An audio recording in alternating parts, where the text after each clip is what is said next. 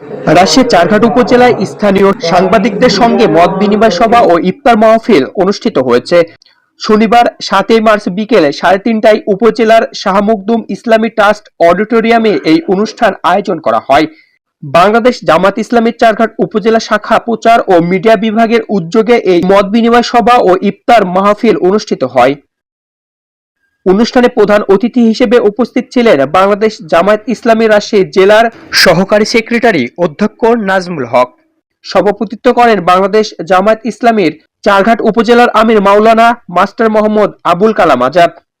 মত বিনিময় সভায় বক্তারা সাংবাদিকদের সমাজের দর্পণ হিসেবে উল্লেখ করে বলেন, সত্য ও বস্তুনিষ্ঠ সংবাদ পরিবেশনের মাধ্যমে সমাজের উন্নয়ন ও অন্যায়ের বিরুদ্ধে জনমত গঠনের সাংবাদিকদের গুরুত্বপূর্ণ ভূমিকা রয়েছে।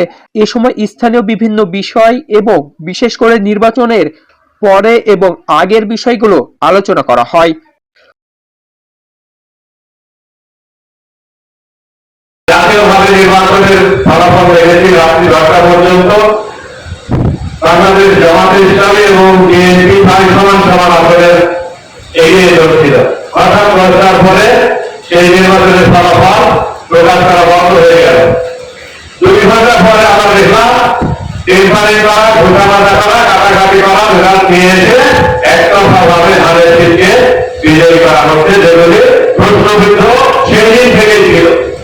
এবং বাংলাদেশ জামায়াত ইসলামী এ ব্যাপারে কোর্টে তারা আবেদন করেছে সুষ্ঠু তদন্ত এবং পুনরায় ভোট গণনার জন্য।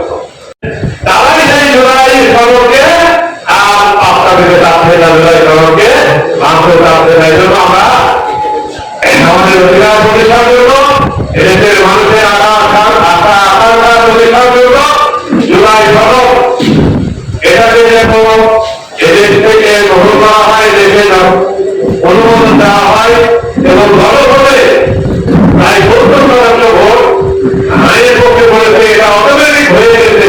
কিন্তু সরকার এটাকে বাস্তবায়নের জন্য ভোটে দিয়ে গেছে।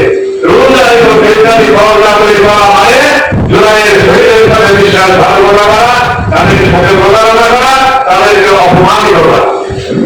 সুতরাং এই বিষয়টি নিয়েও আমরা আগামী দিনে সোচ্চার ভূমিকা পালন করতে চাই। আমাদের সামগ্রিক রাজনৈতিক কর্মকাণ্ডে আপনাদের উপস্থিতি, আপনাদের সহযোগিতা কামনা করে আজকে এই প্রোগ্রামে আপনারা কষ্ট করে এসেছেন, সেজন্য মোবারকবাদ জানিয়ে আমার কথা এখানে শেষ করছি।